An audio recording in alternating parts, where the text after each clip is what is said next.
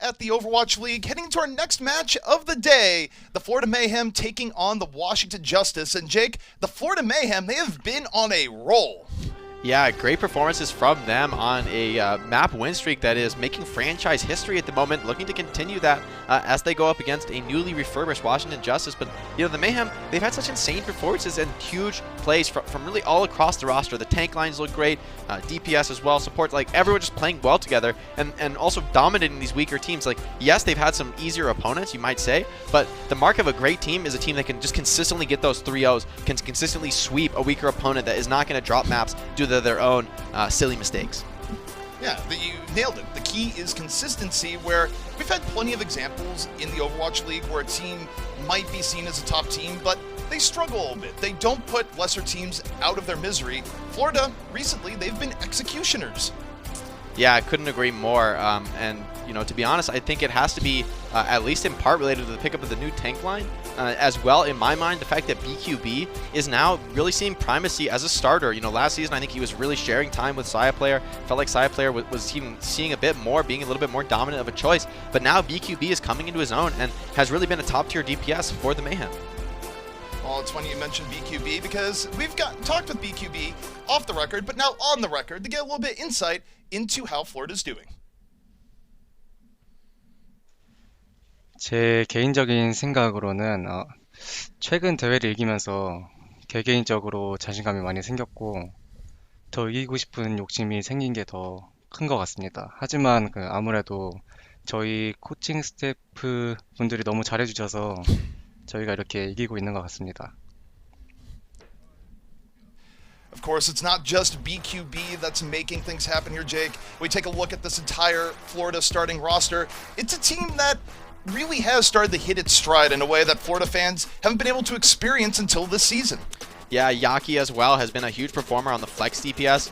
Want to highlight him, especially his May was really, really top tier starting off the season, really strong for the Florida Mayhem, but continuing to dominate now as he plays a more variable role now that hero pools are in the mix. And as well, Gargle, Karayan, and Fate doing a great job, I think, as sort of a three-man tank line, cycling out mostly Fate and Karayan based on the style they want to play as a team, but overall looking really good and doing something that I think a lot of teams have failed to do, which is actually cycle your main tank, actually playing different players for different styles and succeeding with it. I think most teams have looked a lot more lost than the Florida Mayhem, employing the same sort of strategy. So you got to give props to the coaching staff on that end. They're making great use of a bigger roster, which is really a mark that all the top teams in the Overwatch League seem to share right now. Well, speaking of rosters, we look to the opposition, the Washington Justice, and things are a little bit different here. They've added two very storied players, formerly with Vancouver, now taking their tryout period, so to speak, with the Justice squad. We got Janu and Stitch now on the roster, and it's going to be interesting, Jake, to see how well they mesh, especially on short notice. Yeah, you know, it's hard to think, to be fair, of a team more in need of big pickups than the Washington Justice. Had a rocky start to their season, lost a few star players. So now I think bringing in players like Stitch and Janu makes a ton of sense to me, actually. Stitch always been a huge performer for his team way back in the days of Runaway, but also last season and the start of this season on the Titans. So I think these are smart pickups for them. I think they actually fit really well. Stitch to sort of replace Corey's hit scan focus, but you know, also with the Hangzhou in his pool. Janu replacing Elevote is actually a little bit more of a surprise to me. You know, I wouldn't have looked at this roster and questioned Elevote. But then again, you know, with Roar being that starting main tank most of the time now, having Janu as the combo actually makes a ton of sense now. And of course, he's a superstar in his own right.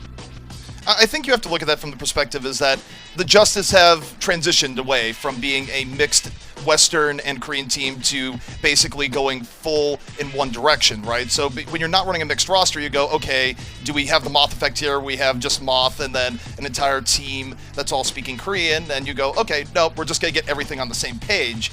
And I think it's a little bit unfortunate for Elevote because I don't think Elevote has been a problem for the Justice all year long. But on the same note, Janu is a fantastic player, so it's hard to look at the Justice and go, oh, you've made a huge downgrade, because I don't think they have. Yeah, I mean, Janu is pretty much an upgrade over almost anyone in the league. You know, he really is at that elite tier of gameplay in the off-tank position. So the new Justice roster, I don't think you can poke any holes in it. The one issue for them might be that coordination effect, where the Florida Mayhem have been on this streak really focused on having strong team play, great ultimate usage, and overall just working together really effectively. The new Justice roster, yes, they've got a ton of strong individual players, but can they translate that into a strong team performance? And as we know, it's Overwatch, right? Like, one player can only do so much to like carry a game. I think a lot of people overrate the impact of that. You know, if you're not playing well as a team, it's sort of what Dante referenced in his post-match interview. Like, yes, Dalton was dying a lot in the last match, but it's also because his team is overall like losing the space game, falling behind, and you end up falling victim to that as a DPS player. And I think that's true on every role. Perhaps least so on DPS, but when a DPS player feels that way, that means everyone feels that way. So, as a team coordination question comes into play, that I think is going to be the real tryout for Janu and Stitch. We know they can perform on an individual level, but how do they gel with the rest of this roster here in this match? Well, we're going to find out soon. Map 1 about to set up here. It's going to be Control to kick things off. And Jake, there is a little bit of dark irony here. Anytime we talk about a team that's on a great map win streak, I just feel like we're cursing them in a way where we're going, ooh, Map 1, Control, anything could happen. After all this hype, it would not surprise me if Florida just drops Map 1 now to get it out of the way. Yeah, maybe, but at the same time, they've been a strong team. I wouldn't count them out just yet. And I do think Washington Justice, despite these big pickups, you have to consider them the underdog. This is still like a huge adjustment for the roster. They're still adapting to each other. Obviously, they're strong individual players, but as far as a stylistic preference goes, there's no way that they've had time to really be accustomed to everything that the other likes to do. So I think if they can win this match, it's a huge testament to their individual skill and their potential as a team, because I don't think there's any way that the Justice have actually reached their potential with this roster. And as you said, with that tryout sort of contract, in this May tournament is actually probably matters more to the Justice than you could say any other team right now. If the Justice are able to make like a hero run down from the lower ranks of the tournament and actually get some bonus wins here, then I think it's probably safe to say that Janu and Stitch will stay. Yeah, it's a classic prove your worth moment, and for the Justice, you're sort of in a situation where you got nothing to lose, in a sense, where this is the time to show it. This is the time perhaps to reinvigorate your season, especially after losing some very, very key members. So we'll see how Florida deals with that on their own. But now, on Lijiang Tower, about ready to get started, and curious to see what compositions come out from both teams. If these teams are actually going to play the comps they're showing right now, I'm not surprised to see the Reaper Doom. That was the composition that I thought would see a lot of play time this week in the Overwatch League, given the hero pool. We didn't see it really last match, focusing on that Ashe Echo pretty much permanently, but this is a very interesting matchup. It's going to be heavy rush comp on the side of the floor, Mayhem, to a much slower damage-based composition for the Washington Justice, electing to swap off the sim as well. Full damage. Now, it actually is going to be that Ashe Echo, same as the Houston Outlaws and the Vancouver Titans were favoring.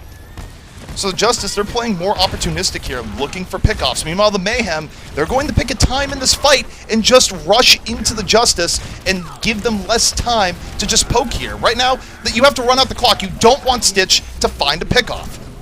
Yeah, great work as well by BQB, going into the backline, just creating a ton of space. And Fate might actually pay for his life with this. He is going to get first cap, but somehow Fate makes it back to point, stays alive. This is crucial, and if BQB can reset as well, control time is just ticking up here for the Florida Mayhem.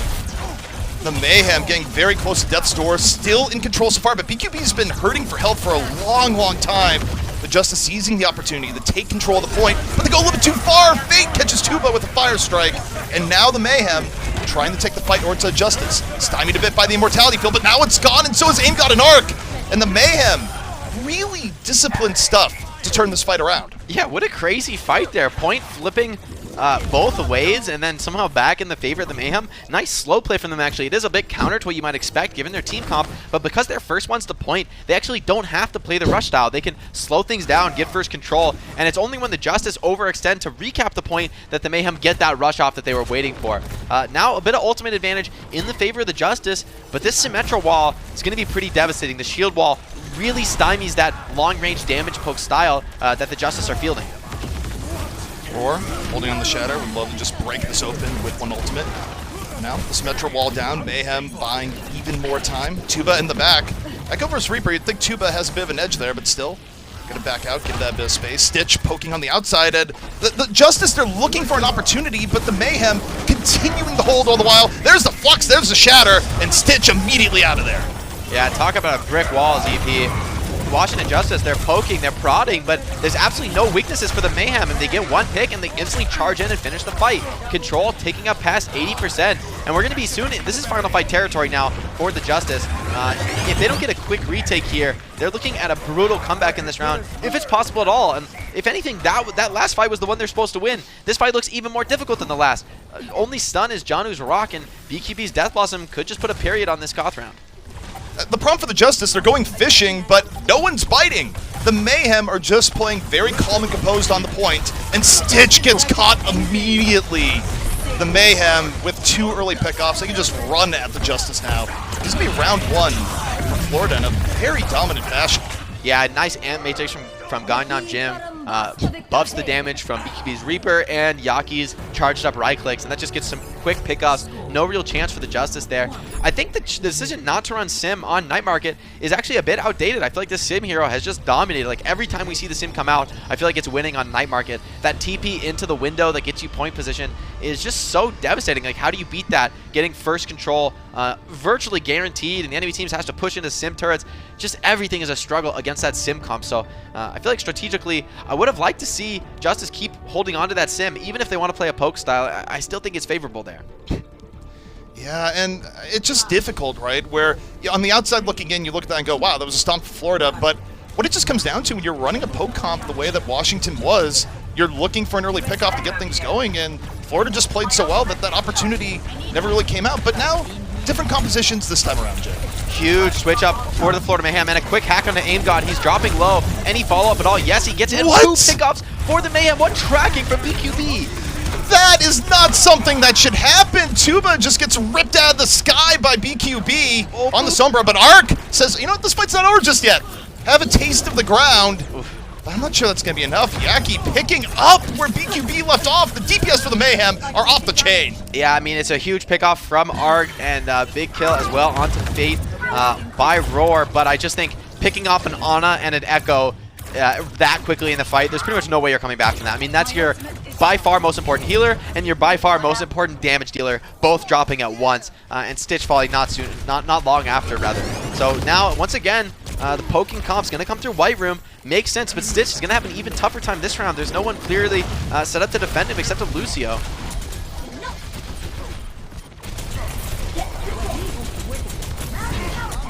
Justice, do the beat in reserve. Gonna have to use it soon. The Justice getting very, very low. Stitch falls, and Arc doesn't even have a chance to drop the beat. I mean, luckily for the Justice, they save it, but this has been very one-sided. Yeah, if the series keeps going this way, we're going to be looking at an even bigger match streak here for the Florida Mayhem. That was just a textbook fight win, committing only Nano and Primal Rage. You know, Justice, they've got a bit of an opening here. They do have the sound barrier online first, but Chris is at 85. I mean, there's just not really a window here, I think. By the time you make it to the point for the Justice, Chris is just going to have the sound barrier ready, and if you beat in aggressively, BQB's just going to drop the EMP on your head. But he's going to go even earlier than that. Yeah, he's never going to wait. Drops EMP early, but Yaki ends up falling, trying to follow through. Arc's beat, perhaps doing enough. Coming out just a little bit after, but Tuba gets caught! Taken down by Gangnam Jin. Stitch. And Gargoyle gets the bomb right on top. The Mayhem just looking so good. Even when they get wounded, Jake, they recompose themselves, and Justice, they just have not had an answer. I think that's just a misplay from Stitch. I think he could have walked deeper into that corner. He just thought he was safe from the bomb, you know, crouching in the position he was. But, I mean, it could have been a perfect bomb position from Gargoyle, but I thought you could hide in that position. So, could be just a bit rough fight for them. Now, coming into last fight territory here, and ultimate advantage, I would say, in the favor of the Florida Mayhem. The Mayhem in firm control. They drop the beat early on Roar. Having to drop around to stay alive. Janu, though, out of the fight already. D-Macked and down. The Mayhem continuing to hold strong, and even with Fate out of the fight, it's going to be a tough task for the Justice to bring back. The Mayhem still in full control on the point as overtime starts to tick down, and this should be just about it. And oh, when you duplicate the McCree just to make a point, Yaki popping off at the end, and that's going to be the Mayhem with an incredibly dominant map 1. I actually love it. That's a perfect moment to copy McCree, right? We talk about McCree being a really strong hero in these low numbers cleanup situations where one flashbang kill pretty much ends the fight right there. It's a perfect copy, actually. I was wondering, you know, is he going to copy the Ana, copy the Lucio just to get the second life? Because, you know, they're probably winning that fight, probably ending the map there. But I think the McCree was actually the perfect choice in that situation. Obviously, probably already a one fight there for the Florida Mayhem. But, I mean, that was about as dominant as you can get. Technically not a 200-0, but Florida Mayhem in full control of that Koth round in the entire map. So this series looking like a potential continuation of the streak that the Florida Mayhem set themselves up for so far. Yeah, and when I look at the matchup here, I can't help but look at the DPS where you have, on one side, BQB just busting out insane hero plays where, as Sombra, he's going to rip an Echo out of the sky in the backline, no problem whatsoever. And then you look at the Justice, and they're running this long-term poke comp, and nothing ever happens. No one ever gets picked off. There's a big gulf right now in performance between the two teams, especially when you look at the DPS. Yeah, and I'd say, you know, kind of same story as we saw in the Houston-Vancouver team game, rather. The team that's running that fast dive composition, I think that just enables the Echo so much more effectively. For me, I just feel like the Echo doesn't fit so well in a slow Reinhardt-based composition. I think you kind of have two styles that are available. You can go for that Orisa pull-based comp where you can use the halt to set up a combo, you know, for the Echo sticky bombs into a focusing beam. But with the Reinhardt, there's no obvious synergy there. Whereas, you know, with Winston, it's a different style for Echo. She's more of that backline flanker. But when your Winston and D.Va and Sombra are getting in their face, distracting them, packing people, putting on the pressure, then Echo just has free reign to sort of make solo plays at her own will. Whereas, you know, the same can't be said for the team running Ryan, Ana, and Lucio. You know, yes, Ana can snipe your Echo in the sky and heal her up that way, but that's not really efficient. That's not really effective the way Brig and Zen are. Well, the Mayhem streak continues. Can they keep up the momentum? We're going to find out soon.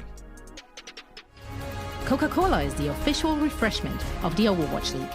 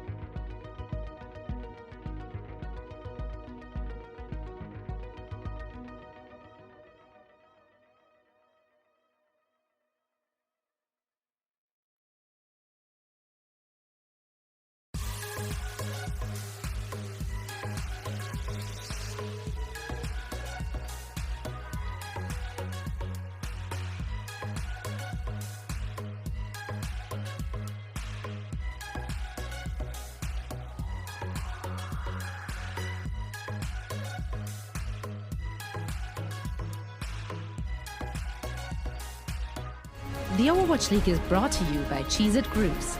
Deep flavor, deep crunch. It's a mind crunch. And by Zip Chair Gaming, the official chair supplier of the Overwatch League.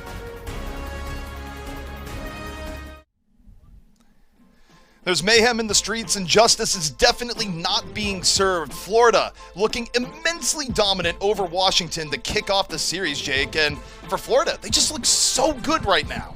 Yeah, you know, Justice with the new squad, you could blame this on some coordination failures. I do feel like strategically, you know, once again, I just prefer this fast dive style. If you're going to run the Echo, why not play a composition that creates space for her? You know, in the Reinhardt matchup, it's like, yes, Echo would help if you were in a Reinhardt mirror, but when the other team plays dive, it feels like, you know, the team with especially you're running heroes like Ana and Lucio with an Echo, very, very awkward to heal her up, very, very awkward when she's getting constantly poked by the enemy Ana, the enemy Sombra. And you can't say the same, I think, for the team playing Dive. McCree, he has to worry about Winston and D.Va constantly jumping on his head, constantly putting pressure on him. He doesn't have the luxury to search around the skybox and poke at the enemy Echo. Yeah, and I mean, what more can you say is that it just comes down to what we were talking about before the break, is that if you're going to be running a poke comp, you need to deliver, you need to get early pickoffs, because you're not going to beat a tankier, beefier composition with Reaper otherwise, because they just beat you in a straight-up brawl. So it was a very, very difficult map for the Justice. But now we look ahead to our next map. Of course, it's going to be Hanamura, our assault map, and I do wonder what the change-ups we're going to see from the Justice here, if anything, because normally we'd go, oh, okay, as a team, you've had more time to do strat planning, you've had more time to change things up, but they've made two very big additions here, and it's not the same team it's always been. There's going to be an adjustment period, but having to go through an adjustment period where we're going up against a team that is arguably the hottest team in all of Overwatch League right now, that's tough. Yeah, I am pretty excited to see Hanamura given the specific hero pool. This is a map where Mei in particular has just been dominant pretty much since release, right? Like, Mei has an ability that blocks a choke. Hanamura has a lot of chokes that are exactly the same size or much smaller than a Mei wall. So Mei has always been a top choice here. Really brutal to push into as the attack team. Just so hard to answer that potential to wall off a choke and split your team in half. So I think without Mei, this map is actually going to be a lot more dynamic and exciting. Yeah, so I can't wait to see what these teams bring out. I think Sim might feature prominently here, especially on the attack. Yeah, it's always interesting when you have a hero that is sort of iconic to a map that's not in the pool. And Mei, even in metas where Mei isn't very good, you'd always see Mei pop out here on Hanamura just because of how the choke points are, particularly on point A, but this week, not going to be an option. So even when you're well practiced on a map like Hanamura, you do end up getting different looks at how to play the map. So it is going to be interesting to see what transpires, but overall, you take a look at the Justice defense coming out here. Jake, what do you think? Yeah, so far it's a bit of a role reversal, but I like this from the Justice. This is what I complained about Vancouver not doing is, you know, when the enemy team's composition is beating yours, why not give their comp a shot? You know, give it a try and play it to the best level. And honestly, I think the Ryan Sigma is going to struggle against this. I think Winston's going to get a lot of value here unless Yaki and BQB can come up with some quick picks. Oh, I actually like this a lot. Now that the Ana's in play here for the attacking squad, should be a bit easier to put pressure onto Roar and John. So Florida, a few change-ups here at the line. BQB on the McCree, Yaki on the Echo. Now both teams looking for that all-important first pickoff. BQB, though, has been on fire so far. See if he can continue it here on Hanamura. Yeah, though Stitch way up on this high ground, gonna have potentially free reign here. Nice splash, opens things up onto Roaring, so he doesn't get pretty much any charge at all out of that initial contest. That's not what you want on Winston, and also uses his bubble, so things are starting to fall apart here pretty quickly for the Justice. Mayhem just making a mad dash to point, no real pressure felt by them. Silver lining for the Justice, Roar is still alive, doesn't fully get caught, so they do have a re-engage opportunity, but now the man that brought to point. Huge. Ione, though, from downtown, Gangnam Jin puts the Justice on top. That was a brilliant Bionade, and Another exactly what the Justice needed. Yeah, it was a nade from Aim God that from high ground. He did a great job hiding in the corner, popping out at the perfect moment. Didn't blow his timing there. I think he could have gone a little early, but when BQB went for a little bit of a pick play, poking out on the flank, he slowed down his own rotation, and Aim God punishes it perfectly from that flanking high ground position. So, you know, even though this comp starts off awkwardly, it's a long walk to point here for a team without a Lucio. Yep, Justice kicking things off here quite a bit better than map one. Yaki on the flank right now for the Mayhem. Now the Justice in a little bit more of a danger position. Roar has to find a way to stay alive. John, who slept on the side, but meanwhile Yaki doesn't find much on the outskirts. Stitch able to pick him off. Now we have the Dynamite over the top. And the Justice able to slow things down a bit here. Still everyone alive. Yeah, and Janu is going to have his self-destruct here, so he's going to be able to get really aggressive without much fear. Stitch running, but he does have Bob to buy time. Perfect use of the Bob, gets him out of trouble, blocks the door. Wow, great use of the Winston, comboing up with the Bob. So nice bait by Stitch, kind of tricks the man to chase him down and punishes heavily with his ultimate. And the Justice looking far better now. I wouldn't have thought that after what happened on Control that they'd be able to slow things down so much on Assault, but they're looking significantly better now in the moment.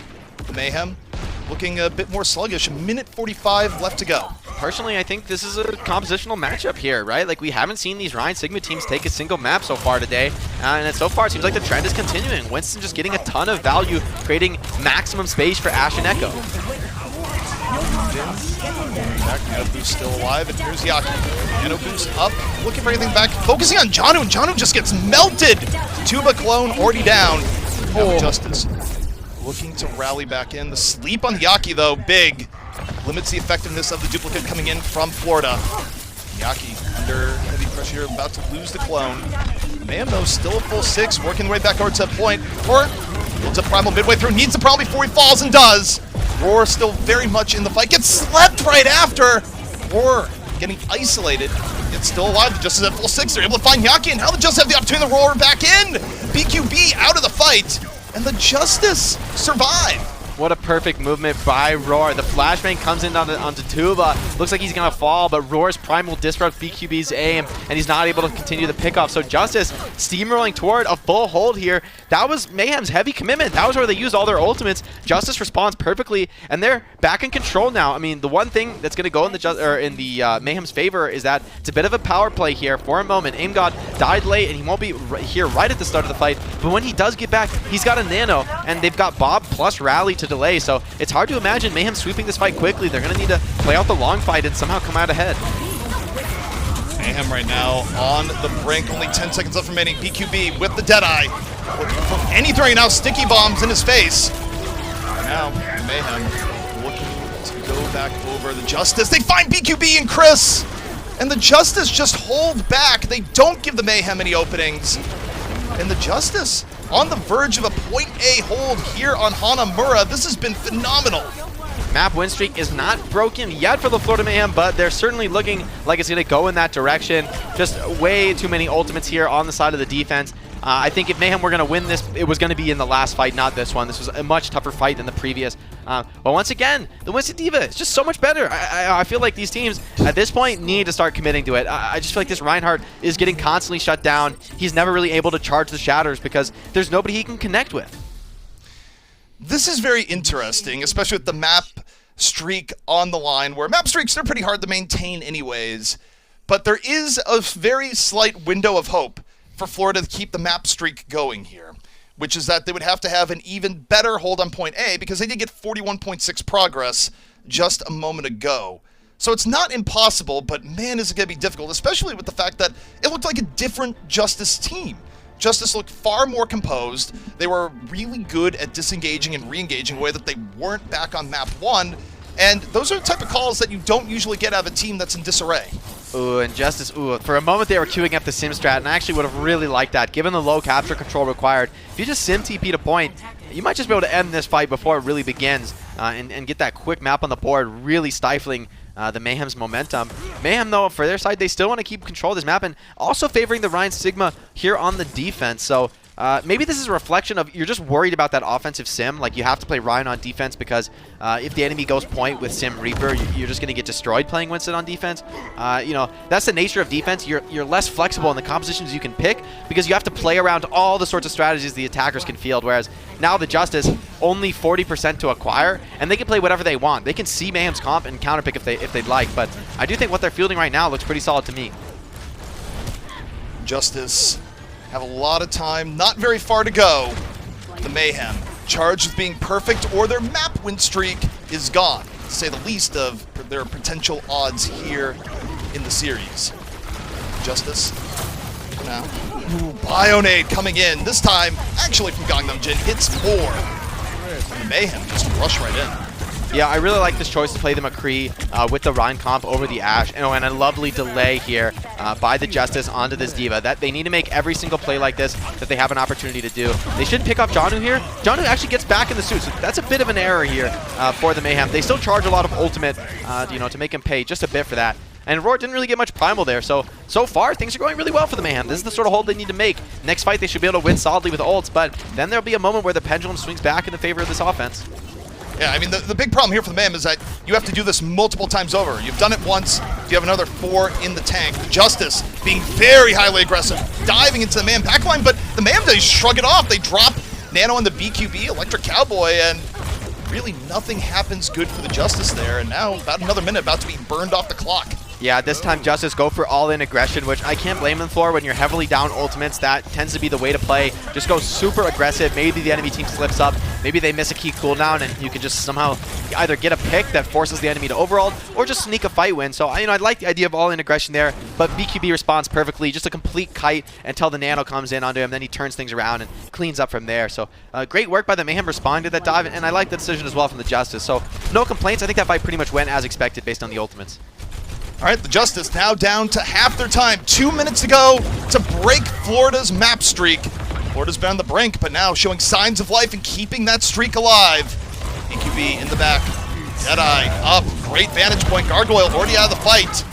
This is a little bit problematic for Florida. The Deadeye does not end up as well as they would have liked. Now Florida in danger. Shatter, though, to the back. Stitch out of the fight.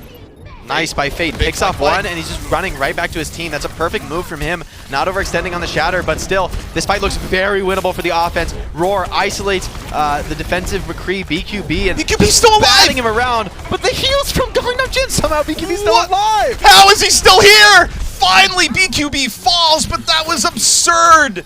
Still, the Justice are starting to bleed the Mayhem a bit. They're going to have to hold without BQB. Yaki goes for the duplicate onto the Winston. See how long they can survive here. Tuba losing duplicate on the other end. And now the Justice, a minute left to go. BQB's going to be back soon, and Janu ends up falling. The stagger could be brutal for the Justice as now they're down to their final minutes.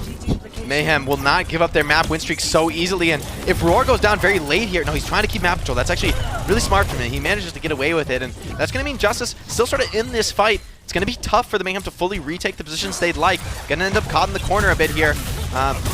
Arc does have the sound barrier to counter this gravitic flux. Nice bomb from Janu, though. Roar has Nano. Nano keep him alive. It was really nice from Aim God, and now 2 down. The Justice might have their opportunity. The win streak about to be snapped in half. The beat out from Arc. And the Justice just need a little bit more. Gargoyle out. Same with Chris. And the Justice just about there. The Mayhem running out of defenders. 1 tick already on the board, and the Justice have done it. We have ourselves a series. Yes, we do, ZP. The map streak is over. I mean, you can't keep it up forever, but props to the Justice, really just roaring back into this series. And, if I'm going to highlight a trend here, it's that so far today, at least in the 5 maps we've seen thus far, the team running Winston D.Va has won every single time. I just feel like this comp, when you're playing around Ashe and Echo, creates so much space for your Echo to work with, and you're not worried about sitting in the back line, defending your Reinhardt, and at the same time, you don't have an Orisa to combo with this week. So I just feel like this Winston D.Va comp, if you're going to field Echo, is the way to go. Yeah, and now we're hitting the point where it's a trend, right? Where we're seeing not just in one match, but this match here so far where, look, I mean, you might be in the casting booth, and right now it just sounds like you're giving free coaching advice to the league, going, open your eyes, look at what is happening in front of us right now. Run the Winston D.Va. Yeah, my thought has to be that the reason these teams are, at least on Hanamura, the reason they're playing Reinhardt on defense is a fear of that Sim rush comp, like Sim and Reaper, just TPing straight to point, just trying to cap super fast. That might not be something you can deal with playing Winston on the defense. So there might be some reasons that you're sort of forced to play the Rein comp, at least on defense. But I just like that, I kind of wish Mayhem did that, right? Because Washington Justice did defend with the Winston, and it felt like a Sim Reaper play might have been able to put a little bit more punish onto that rather than the slow play with McCree and Brig that could have worked out. It could have worked out if BQB found some picks, but that comp just starts to get really hard when the ultimate starts cycling for the dive team. Well, things are definitely much closer than expected after map 1. It's even here at the half. We need some halftime analysis to break things on down. We'll be back soon. The Overwatch League is brought to you by T-Mobile, helping you stay connected to what matters most. Learn about T-Mobile's COVID-19 response on T-Mobile.com. And by State Farm. For auto, home, or renters insurance, like a good neighbor, State Farm is there.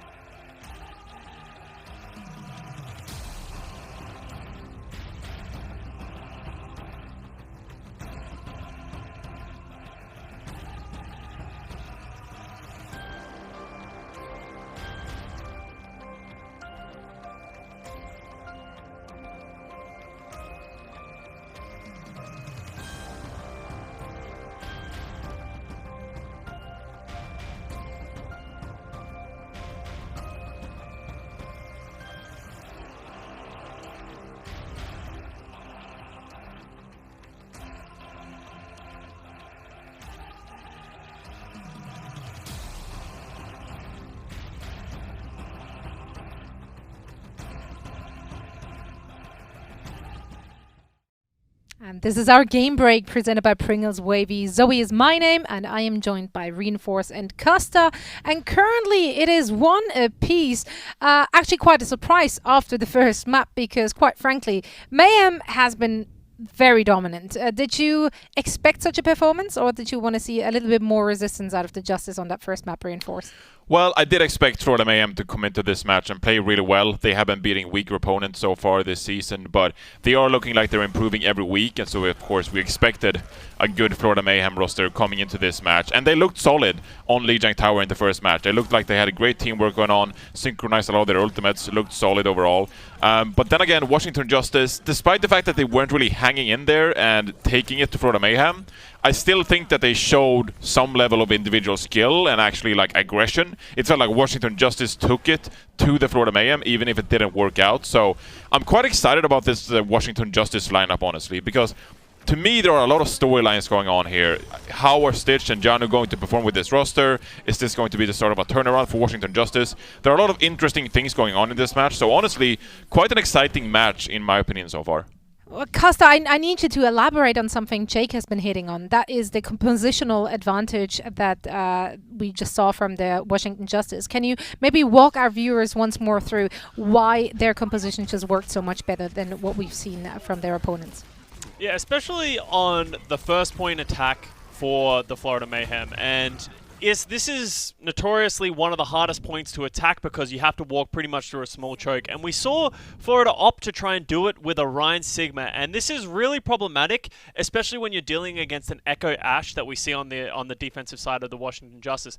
So the Ryan and the Sigma literally can't do anything to deal with either of those threats. So it comes down to Yaki as the solo Echo to deal with it. And we saw he just completely struggled. They couldn't really get much positional advantage, and they could never shut down this Ash. So it created this massive problem for the Florida Mayhem and why they ended up getting full held.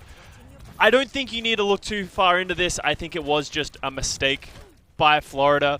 But I'm hoping that in the future they don't sort of pigeonhole themselves as badly as they've done, because they are the better team than Washington. They just have much better coordination. Mechanically, probably about even, but I think they just have much better strategies. So as long as they're adapting and don't get caught, I think they'll be fine for the rest of the series. I mean, their defense earned them the honors of Crunch Time presented by Pringles Wavy, as that was just a phenomenal hold they showed us there.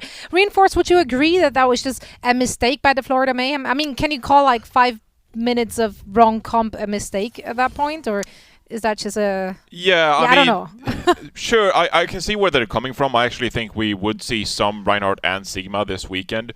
But it's just, I think it's, at the same token, Washington Justice, playing the dive composition. I think that was a composition that Washington looked pretty good at, and they're able to take initiative as well and be the aggressor. And it sort of gives the Washington Justice a sense of control. They can engage the way they want to because they're playing a good dive compositions. So I don't want to put everything on the Florida Mayhem for not being able to capture point A here. I do think that you could have swapped off the Reinhardt, and I think you could have swapped off the Echo too, to be honest, because you look at this composition, and the Reinhardt Sigma actually works. You can start building something, but I don't think the Echo plays with it. So I agree with Jake that you could swap off the Reinhardt and perhaps speed things up, but similarly, I think you could have gotten away with a proper slow composition, replacing the Echo with something else. The problem is Echo is such a good character right now, but still, if you want to play slow, I think you can play a slow composition in this hero pool this weekend. Yeah, playing her for the sake of playing her is probably not the best idea here. Our next map coming up is going to be Junkertown. Costa, what do you want to see from either of those teams? Junkertown's a really interesting one. We always see pretty much a different meta. I'm going to be interested to see if we see more Widow. That would probably lead me to see less Echo. So, I don't know. It could really go any way.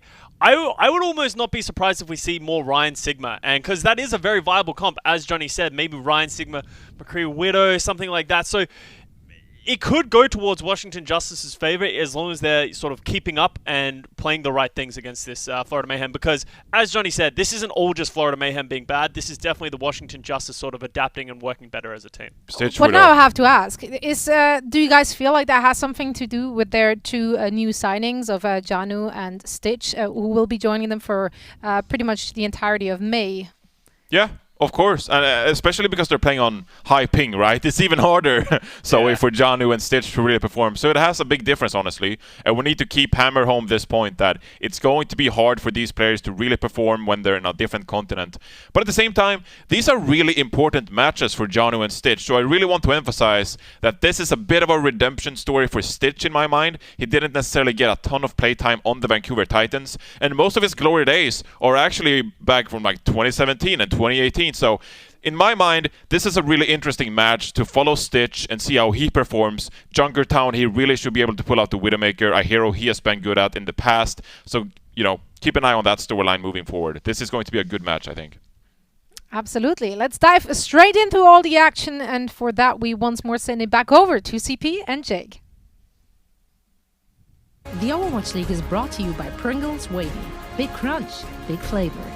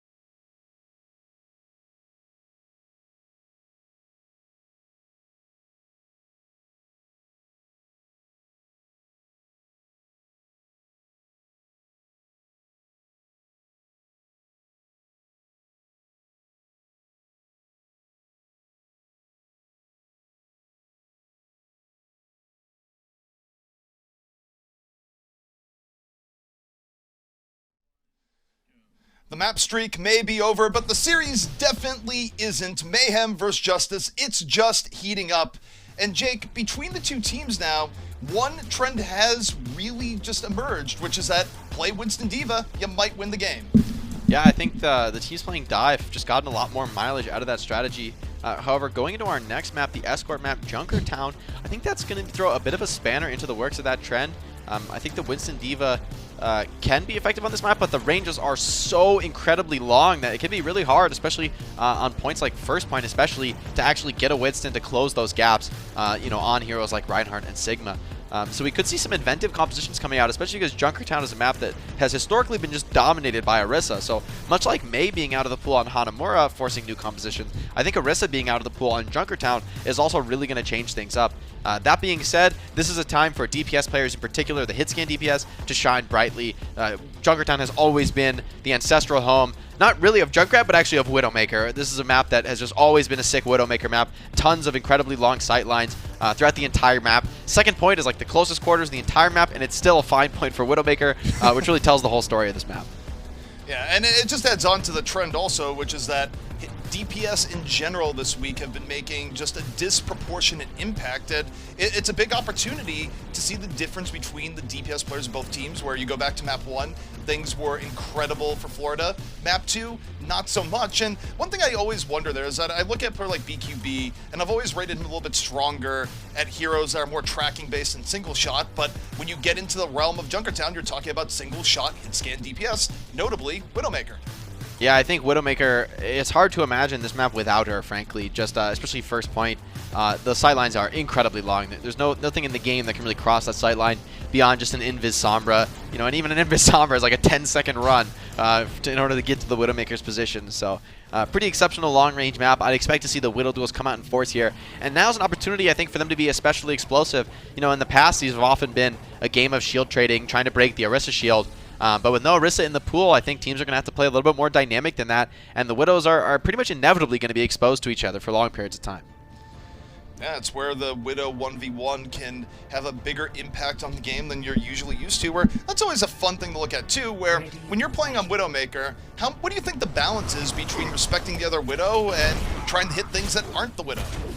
I think on this map, the balance has to be heavily in favor of the duel, just because, you know, even if you get a pick off, if the enemy Widowmaker trades you out, she's probably going to have free reign to start just destroying the rest of your team, especially if you're on defense. If you ever go down on Widowmaker, maybe if the card is really far back, you'll have a chance to, you know, come back and defend from the battlements, but there's a certain point where the cart rounds that corner, and an attacking Widowmaker just has an incredible sightline from that coastal position.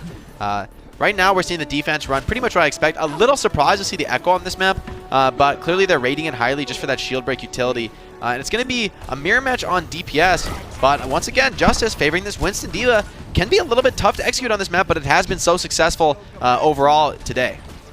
Well, we've set the narrative of Winston D.Va win game.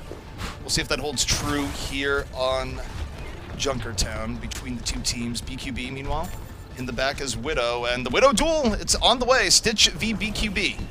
Yeah, and with no Brig on the side of the defense, they could be a little bit vulnerable here. Zen and Batiste, not notable for their ability to survive dives. Pretty difficult to actually make that work. So with some good dives from Roar and Janu, things could be looking pretty rough for the defense, but it all really hinges on this Widow duel.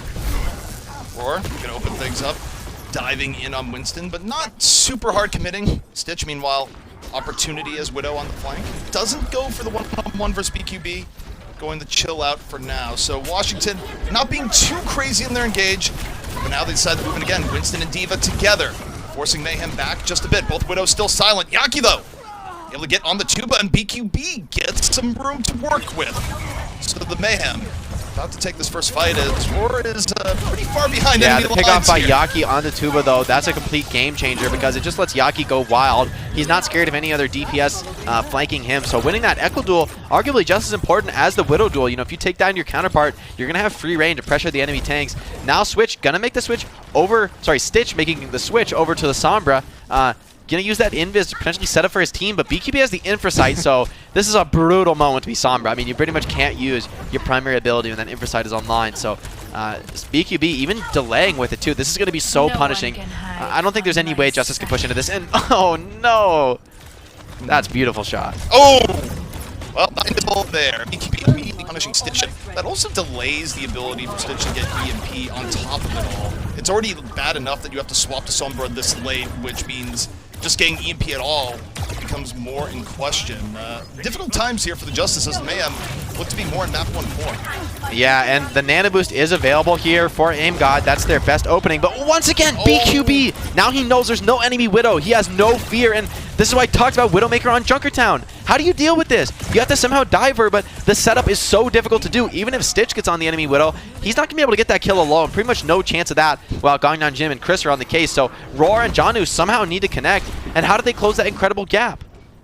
It's going to be hard. BQB is the focal point. The entire round rests on his Widow play, and Janu, a little bit far out, ends up getting caught by Yaki's BQB again! Strikes onto Aim God. The Mayhem are doing whatever they want, and you just cannot give a Widowmaker This is why I talked about Widowmaker room. on Junkertown ZP. You know, I hate to say I told you so. Actually, that's a lie. I love to say I told you so. And BQB is just doing exactly what he needs to do there. Even Roar jumped in there, and I'm pretty sure that he had to take a headshot from BQB on his jump in to die that fast. I mean, he died before he hit the ground, so I think that had to be BQB. I didn't see it happen myself, but another Infrasight. Stitch is forced to reset. How do you win? I think this is over. I mean, 50 seconds left. I'm calling it over right now. Mayhem have this in total control. If they don't slip up here, if they just keep playing smart and defensive, protecting BQB with their whole team, peeling for him, and he's producing, like, I just don't see how the Justice win this. They're not going to have an EMP in time.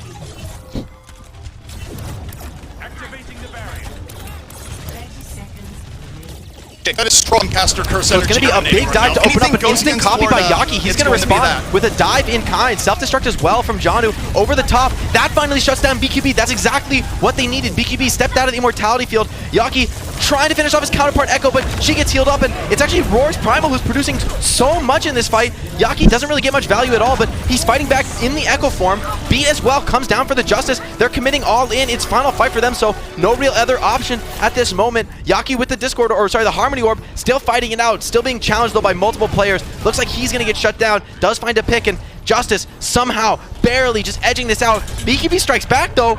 Does not seem like the Florida Mayhem are willing to give this up without a fight. Quick shots force the copy as well to come out from the Justice. EMP as well forced from the attack, so this should be the Washington Justice taking this, but Gangnam Jim striking back? What is this? If Mayhem win this fight, I will be stunned. I mean, Justice are so far ahead on the attack, finally getting the cap. Okay, as expected, they do secure it, but it cost them absolutely everything. That's a complete reset on the attacker ult bank. Translocating. Justice ain't gonna dispense itself.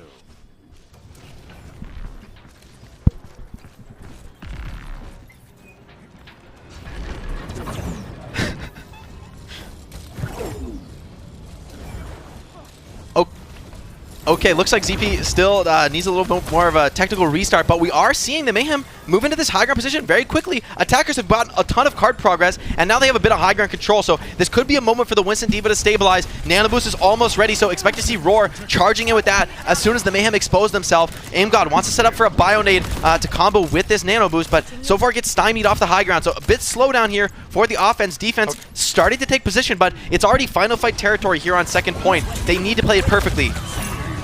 I appear to be back, for real this time, as BQB lands the Deadeye, takes down Aim God, and the Mayhem still wouldn't stop the Justice after nearly getting a point A hold. Justice will get at least one more good attempt at this. Nice patience from the Mayhem. I think a lesser experienced team would have been too antsy there to quickly contest card, you know, near the choke of first point. But the Mayhem recognized that they got reset so hard as the point got capped that there was no way they were going to get that fight and that it would be effective. So instead, they just play it conservatively, accept that it'll be a final fight territory, but they play to their strengths and they win the fight. You know, it's better to actually take one fight as long as you can just win it as far as ultimates are concerned. But now Roar and Janu, tank ults online, so it's going to be tough to survive. No immortality field now that Chris is on the Brigida, but a little bit better peel potentially for the Primal. Justice working against the time bank right now. Roar going to use Primal Rage very early into the fight. The Mayhem, Niga Gargoyle out of danger. Very low, start things off. Janu's bomb not going to connect onto the Mayhem just yet. The Mayhem able to recover, still on the high ground. Justice have thrown a lot at this. They don't get positioning, and they don't have Stitch. BQB off on the flank. Big hit work as McCree takes down two. And that might be the dagger in the heart here as Justice down to their final 18 seconds as they continue to get pushed back. Yeah, that's the definition of a wild flank there. And now Yaki charging in first on Winston and back on Echo does fall, but his team is right behind him and they get the cleanup. And as you said, I think this is all over here. Mayhem holding strong on second point. Maybe somebody can touch, but I don't even think that's likely. No, it is looking very difficult, and the round just about over, and it's just so hard to actually come back from being down in the hole as much as you are in time bank there, where it was a Herculean effort at all to get point A, but not having time for point B, it's just very difficult to come back you know, and I do like the Winston D.Va overall. I've been praising it, but I did say, you know, Junkertown is a brutal map for Winston D.Va. That first point especially, like, Roar has to use a primal. He needs to jump 2 times to ever close the distance on BQB's Widowmaker. So it's only when he finally gets primal after 4 or 5 unsuccessful dives that they're able to take points. So that just leaves them with so little time bank to work with that, you know, 2 lost fights and that's all over on second point. Mayhem make the hold there. Still possible, I think, for the defense to full hold. Once again, going to go with the Winston D.Va. I think it should be a bit easier on defense since they can just let the attackers push into them and then dive to their heart's content. But BQB so far has just been really, really hot on this Widowmaker. So again, a composition without Widowmaker for the defense. BQB, you know, if they can't dive him and shut him down, if the dive pressure ever abates, then BQB is just going to have an open field to get some headshots.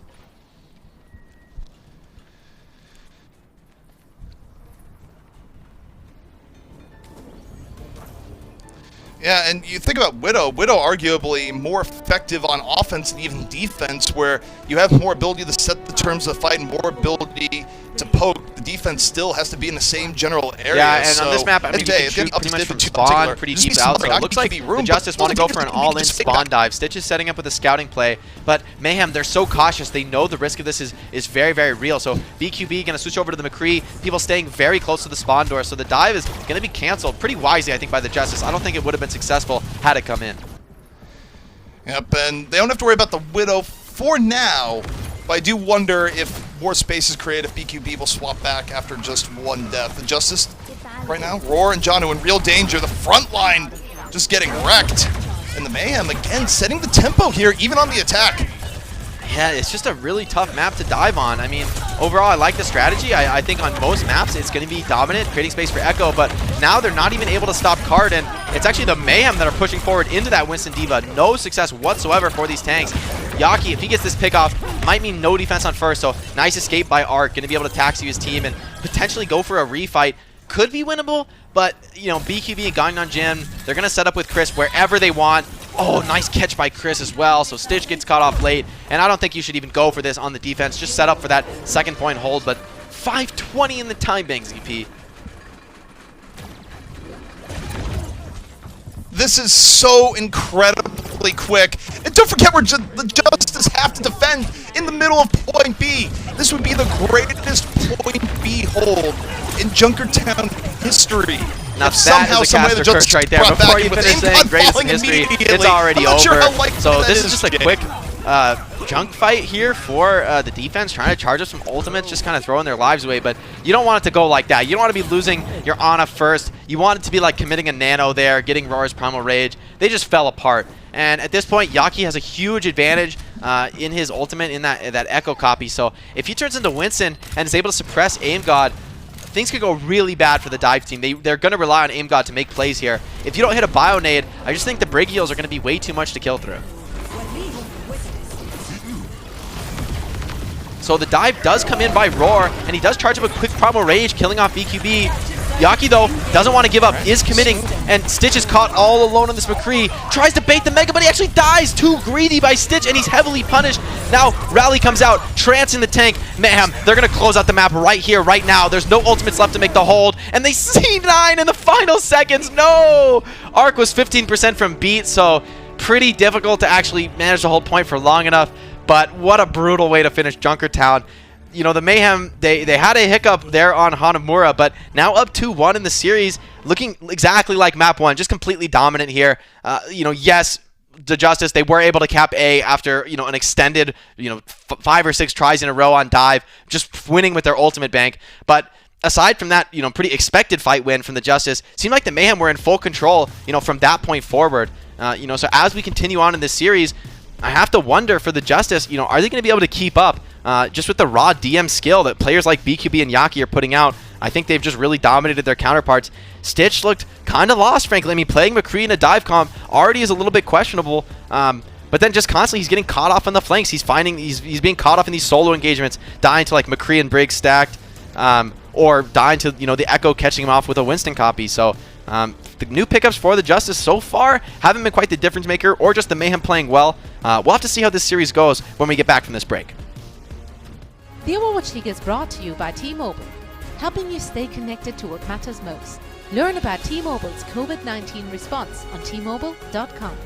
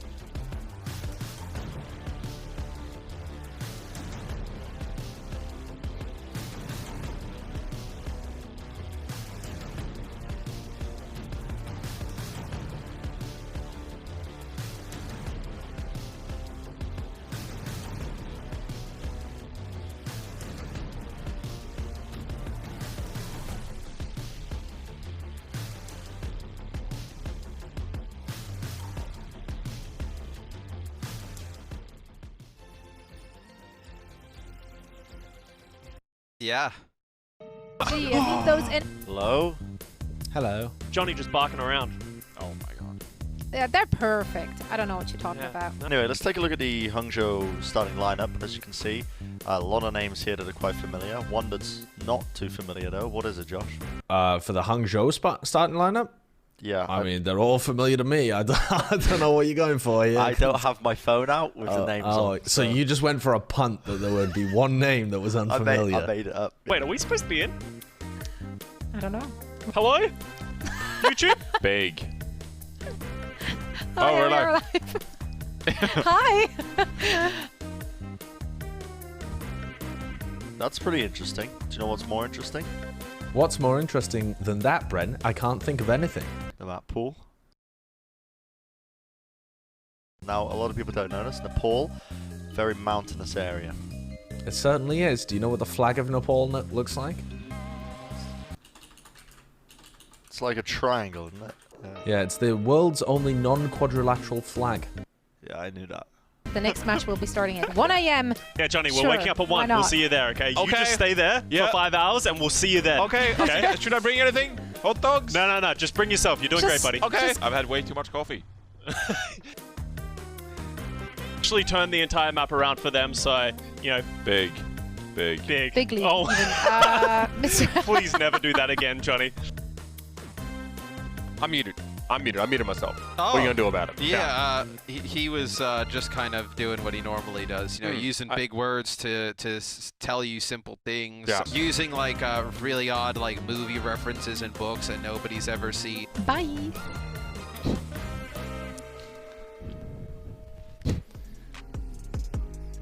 I've returned from the void. Wasn't gone for too long, but now giving Jake a bit of a rest.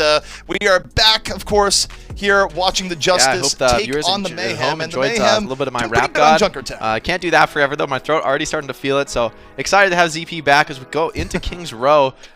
Interested to see how this map goes. I mean, once again, a map where, you know, despite having heavily praised the Winston D.Va strategy, much like Junkertown, I think this is another tough map to run it on.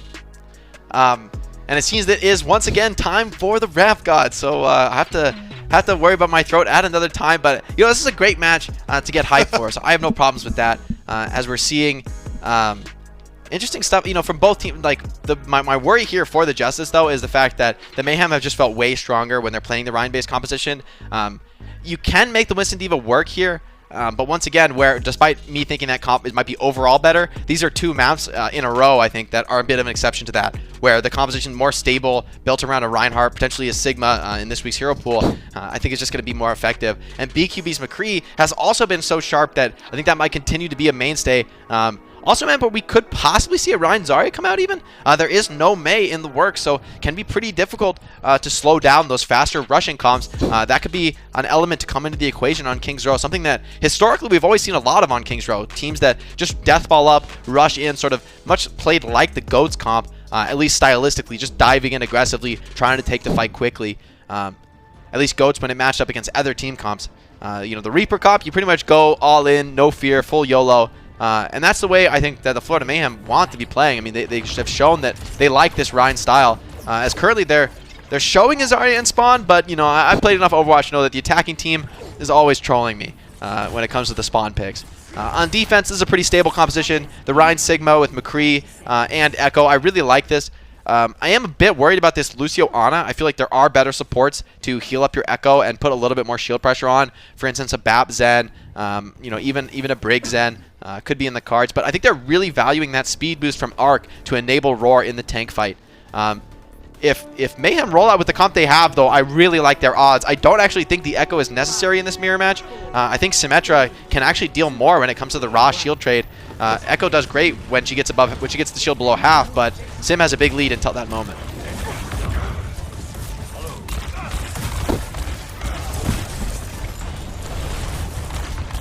Give a breather. I'm not sure. I'm back. Can you just slow it down a little bit for solo cast? Yeah, right now the Mayhem just posturing, waiting for Yaki to find a pick, but nice discipline by the Justice.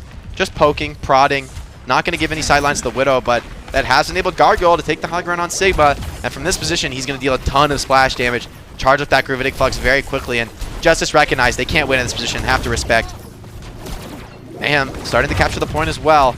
Point control ticking up, so there's going to be a response quickly from Arc, but now everyone's already taking so much poke. Gargoyle's doing a great job with this. Yaki and BQB as well, moving into those high ground positions. And Justice, they just don't seem to have any way back into this fight. Now that the spam is fully set up, Brig and Ana are digging their heels in. And when the Nano Boost comes online for Gargnon Jin, he's going to be able to easily counter Aim Gods. Unless Fates drops low, and a huge nade from Aim God. That's exactly what they needed to get back in this fight. So the Justice might stabilize unless Yaki has something to say about it. He is striking back. Nano onto Brig. The raid boss is here.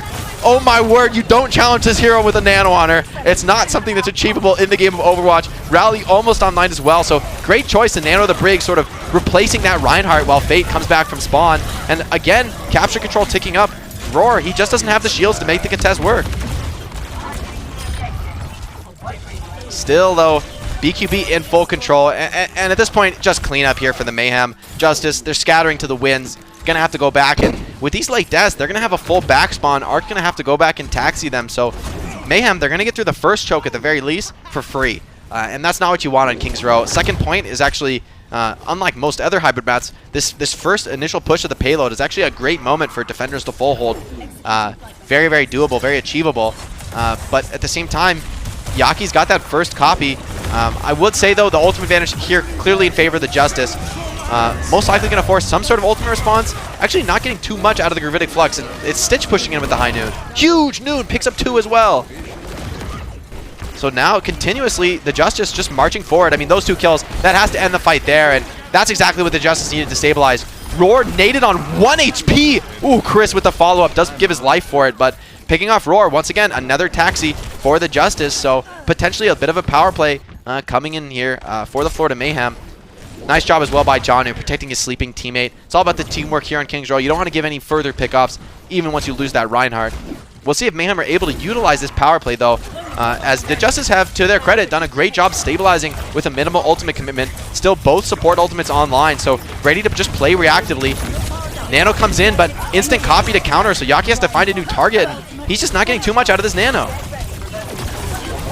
Ooh, but there he finds something. That is what he needed. And now the much more dangerous copy comes in. What a fire strike on an aim god. Shuts down the heals in the back line. He doesn't even need to get a shatter with this copy. He can just shield up, block the back line, but this is the power of the copy. You could just play totally fearless, utilize that second life utility, and everyone else on his team is fully healed as they push forward. Now the other Rhine appears to take the frontline control. I love the way this Echo interacts with their teammates. So, I mean, the Justice, they're just reeling, trying to reset here, trying to get some semblance of a final contest in. They do have the sound barrier here from Arc, so this should be a potentially strong fight for them. But Gangnam Jim and Chris, if they can get their ultimates online, they can easily bridge the gap. And High Noon still gets value through the beat. So much charge up for BQB. This could be a point capture here for the Florida Mayhem. Now, Gargoyle poking from a great off angle. Gonna quickly have his ultimate. Shatter out from Roar, but finds nothing, I believe. Completely stifled by Fate, showing his experience on the Reinhardt. It's Janu actually to get the first Gravitic Flux, but this has to be too little too late. There's no positional advantage whatsoever for the Washington Justice.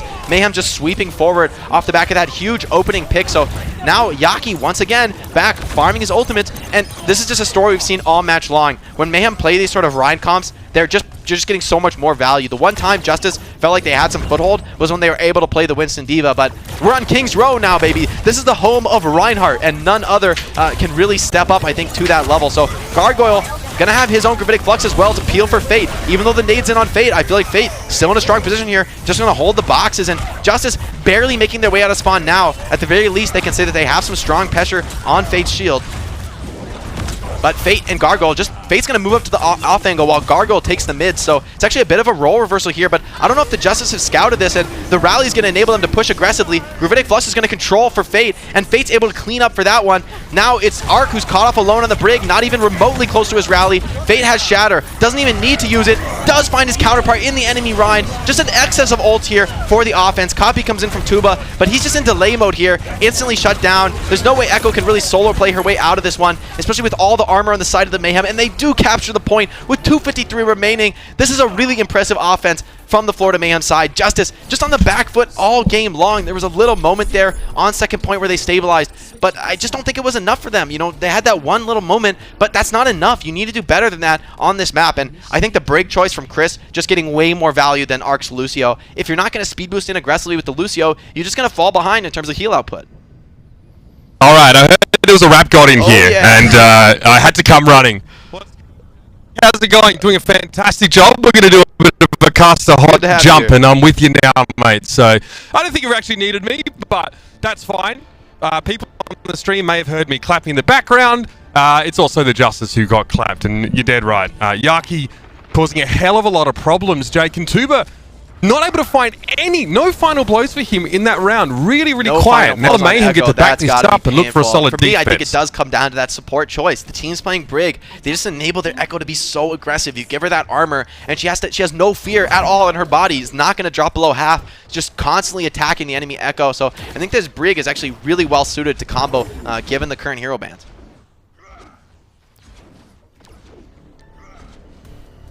Chris is going to be more than happy to sit in the back line and do what needs to be done. The Mayhem now on defense with an ostensibly, it's a slower composition, right? They're not trying to speed into any faces. And the Justice now have quite the task ahead of them. Will start, Jake, with catching point A. Gangnam Jin now going to go for a little bit of a nerdy nade to start the round off. And here come the Justice. McCree and Echo, of course, the combo for them.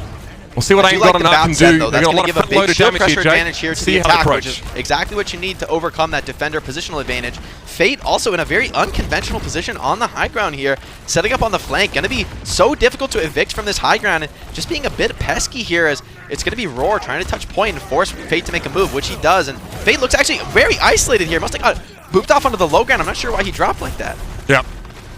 He was playing off to the left-hand side, and the Justice managed to identify that quickly. So they dump on him now. Tuba trying to work his way to the hotel, but Raw set up here on the point. The Mayhem have to make a move here, and they're still waiting for Fate to return. It'll have to be without the main tank. Almost 2 ticks here as Tuba moves up. Sticky Bombs on Fate, takes him low. The Reinhardt's back in position for the Mayhem, but now they need to execute the retake.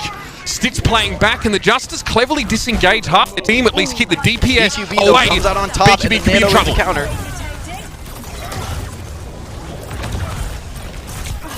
All right, Jake, it's Roger up to you, that. man. We're not Back in to the 6, so Wrath God status. you got the rest Yaki of the takes game. full control of this engagement. BQB, though, off the back of that, that's a classic moment of McCree's, right? You both flash each other, and it's just a pure flick for the head, but BQB comes out on top. He's got the supports behind him as well to keep him full, so Stitch really has no chance in that fight, actually. Even if he does hit the headshot, BQBs are going to be back to full health, so Justice, they're going to be feeling the pressure at this point. They do have 2 ticks on point, though, so only a little bit more progress needs to come through. And AimGod has a Transcendence. Ark's got the Amplification Matrix. They can open this up, but it's going to be tough because Gangnam Jin with a Bionade could really deny all the value there. Mayhem, they don't care about this ult disadvantage. They're staying aggressive. I like that. Instant burn onto Ark. He doesn't even get his Immortality drone off, and the wall completely denied of value. Oh, this is really bad now for the Justice. They're committing heavily both support ults, and they've got nothing to show for it. Yaki copies the enemy Ryan, and he's going to lead in super aggressively. Does get countered, but now everyone is low on the side of the Justice. I don't expect the Mayhem to let off the gas anytime soon. Amp Matrix comes in, but Stitch able to find the counter, pick up that Echo. Somebody had to do it. He's able to make it happen. Big nade, though, and the sleep from Gangnam Jin, taking down that enemy McCree. Now it's his time to be the hit scan player as combos with Chris to finish off Tuba, and now Mayhem in full control of this game. It's only the Shatter from Roar to open this up, but Fate has been so on point so far this series. I don't see Roar being able to do that without some sort of huge damage advantage on the shield, and it's actually been Mayhem who, despite not running the BAP or the Zen, they've been doing a great job preserving shields with this aggressive forward hold. They're not really giving an opportunity for the BAP Zen to get the value they're hoping for, and the Nano on the Echo. This is just disgusting damage pouring out. Fate does get naded, gonna have to get slow down and get healed up. Shatter comes in, but what a block, this time from Gargoyles. Not even Fate to block the Shatter. Rally from Chris as well, so I don't see a way really for the Justice to move forward. A massive nade onto Tuba and Janu. Those are those key harassment heroes. When they're naded, you're not poking, you're not aggressive. Mayhem can do whatever they want, and so far they've been holding so effectively on the corner, cycling ultimates one after another. Now it's the High Noon. But Fate, this time Fate is actually overextended, caught alone as well with Chris, so being a bit overconfident there, maybe not expecting AimGod to have his Transcendence up so quickly in this fight. That should be first control going the way of the Justice. It's not over yet, though. The Mayhem, they're staying aggressive, they're keeping in the fight. There is an Ana ready to pocket Gargoyle to keep him alive, try and get that Gravitic Flux ready, but 96, 99, 100%, and Justice, they do take first point. Mayhem, though, props to them. Great job getting a soft reset, so they're not going to actually give up this choke point, doing what the Justice failed to do on their defense. They're going to get that multiple fight option here as they go into second point, so challenges not over here for the Justice. They want to make a comeback in this series. Mayhem at the choke, I think, gonna have a big edge here. How do you break it open here with the Bab Zen? This is not where Bab Zen want to be. They want an open sightline. They don't want these enclosed corridors, but that's a nice amp matrix, although Cart itself is actually kind of stymieing the value. Still, though, Stitch charging forward, trying to keep pressure on the enemy Reinhardt. But once again, Yaki with the Nano in the backline, diving in so aggressively with the Sigma. Gravitic Flux cleans up absolutely everybody. Gargoyle and Yaki, such superstars for this team. Huge pickups and showing their worth here more than ever. So Janu and Stitch really, so far, not able to do the same. I mean, they are playing on high ping, so you've got to be feeling for them in that sense, but he has no excuse when it comes to the Overwatch League. It's win or go home, especially here in the May tournament. These matches are so critical. The May melee, Yaki with that nano boost, also able to charge up his own copy, so the next fight is going to be quite difficult. There's no support ult, which is what you need to really stifle an echo copy, and already the spam is so heavy from Gargoyle. This could be a nice High Noon, but everybody's hiding from Stitch. He's got no targets, and he's being poked somehow. This is perfect movement from the Florida Mayhem. Flashbang missed as well. Gargoyle is caught alone, though, by the High Noon isolation, so it works out for the Justice overall. Yaki, though, doesn't want to give up. He's Ryan. Huge shatter in the back line. Yaki charging in, gets the pickup on his own, solo carrying this fight, somehow keeping it interesting. Another shatter! The classic echo, he's popping off. I don't know if it's enough. A third one! Yaki, God, he's going crazy in the backline. My mic's certainly peaking, but I can't control my excitement as Mayhem is clinging for dear life to this fight. There's no way they can win it. But BQB, somehow Tuba gets over aggressive, and it's BQB striking back with the help of Gangnam Jin. Oh, things have gone from bad to worse for the Justice. Even when they win a fight, Mayhem had no fear. BKB going in with like 1 or 2 teammates. He just says, give me the nano. It's time to pop off. Absolutely no respect, but should have respected AimGod there. Huge 5 warp to the head. Shuts down BKB finally. Somebody had to do it, but does give his life for the privilege. So once again, no clear advantage for the Justice. Even when things start to look good for them, heroic plays come out for the Mayhem. Even though they've lost their map win streak, that's not a huge priority. Get the series win. They're going to stay confident. I mean, a 3-1, you take those, especially against a team like the Washington Justice with these new superstars that could have been a bigger threat, frankly, going into this match. Now, though, Justice, they are a big threat. This is a lot of ultimates. So Mayhem, they're going to have to be a bit respectful here. Going to have to change the pace. They only have Rally, which won't really protect you so effectively against a copy and a Graphitic Flux. That's a lot of damage going to be poured into you. Once again, Mayhem thinking about the flank. Fate showing there, not committing, though. Somehow it's the Mayhem getting aggressive once again. D.Va copies the Ana, interestingly. Maybe trying to farm up a quick nano boost, but not getting so much value, getting shut down. Might have accidentally copied the wrong hero there. Easy to do in a chaotic fight on Echo. So once again, it's Mayhem's pressure on the flank that is really disrupting the backline. BQB finds a pickup on the Aim God, and he's going even deeper. He has no respect in the backline with Chris. Perfect situation. BQB, he's so sharp on the McCree, and it's Yaki getting all the cleanup with the focusing beam. Mayhem gonna close out the series here, and it's a 3-1 for the Florida Mayhem. Looking so dominant. Minor hiccup there on Hanamura, but everything else is coming up Florida Mayhem. They lost the map streak, but if you're a fan of the Florida Mayhem, you don't care whatsoever about that. This is a beautiful series from the Mayhem, playing incredibly well together. I love the aggression, the lack of respect, fighting back from down fights. That's a sort of marker of these top teams, and Florida is a team that, you know, they had a good streak, right? But a lot of people were saying, you know, are they a top team? Can they be at that top level? That's the mark of a top team. Not only dominating weaker teams, but doing so from disadvantaged situations, going down 5v6, losing the initial pick, being down ultimates, and just clawing your way back in with heroic plays. That's the sort of things you need to do to succeed in playoffs. And come the May tournament, you know, regardless of the seed that Florida have, I don't think anybody's going to be excited to go up against them.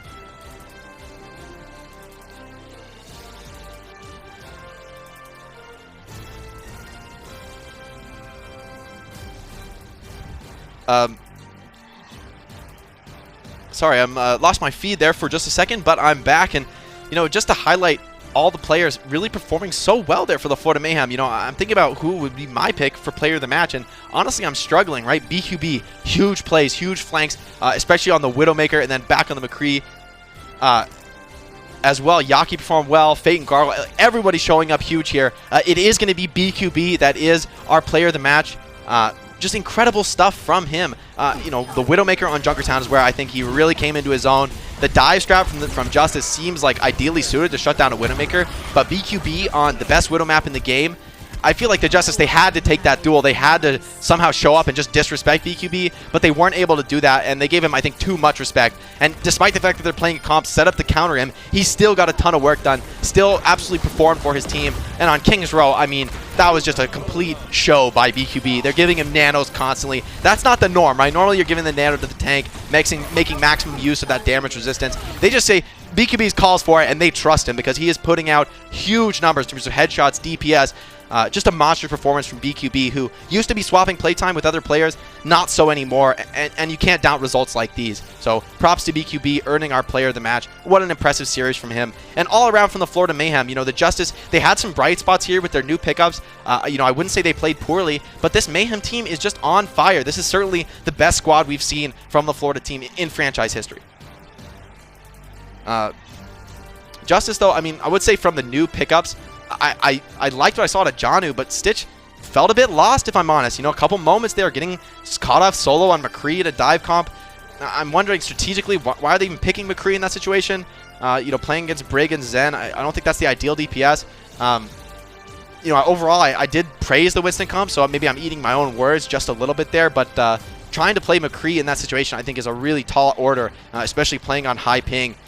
But maybe it would be even worse to play, you know, those highly mobile heroes like Sombra and Tracer, where a couple milliseconds is the difference between surviving and falling. And when you're going up against BQB's McCree, it probably feels pretty scary to play any sort of squishy hero. You probably just want to duel him, but they just weren't able to come out on top. BQB just a little bit too dominant on the McCree, maybe a lot of bit too dominant.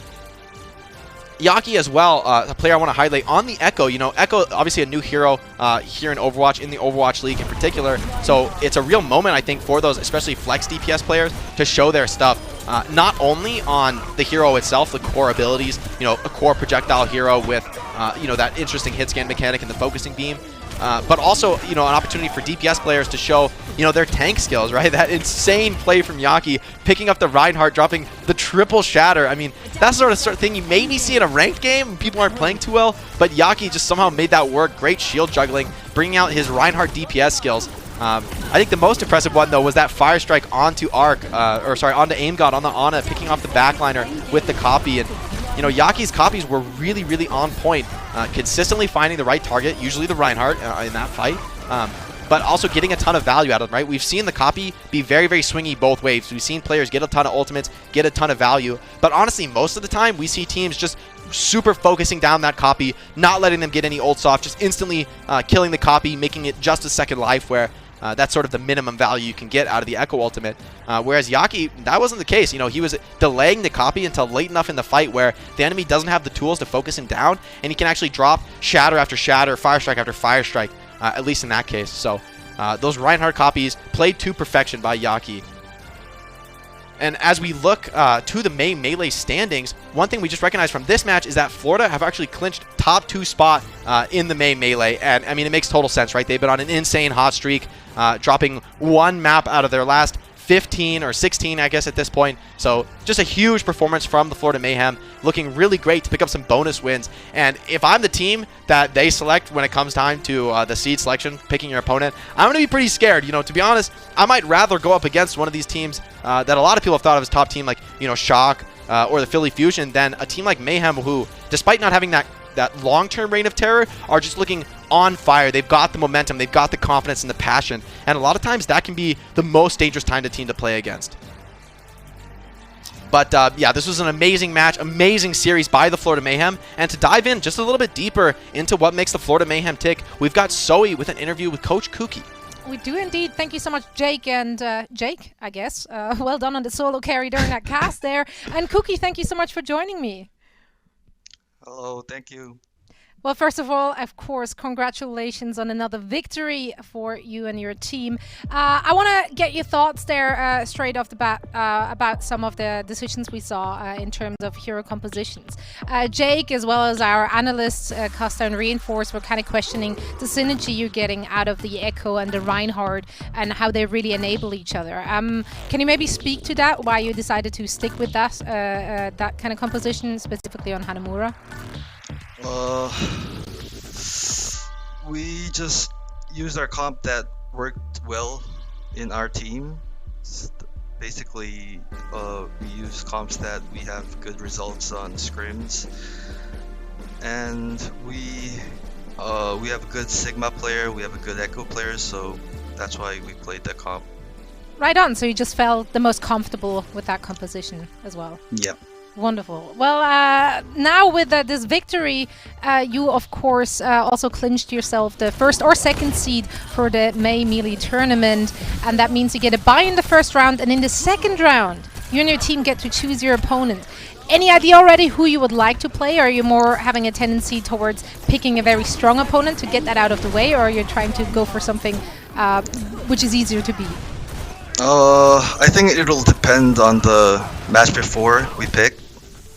But I think we're ready for any team to face, and we're eager to show how much we improved. Yeah. Wonderful. Well, you are currently really on the top of the leaderboard here.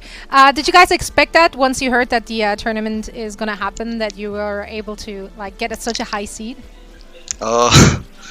Honestly, we had some easy matches, so we didn't expect before the matches start, but we're happy though that we're on the top seed right now. Well, and it is well deserved whether the matches were easy or not. You made it look easy because you guys are really good. So let's go with that approach. Cookie, thank you so much for joining me for another quick chat. Thank you. And we're now heading into a very quick break, and afterwards we will watch the Gladiators take on the Boston Uprising. Don't go anywhere.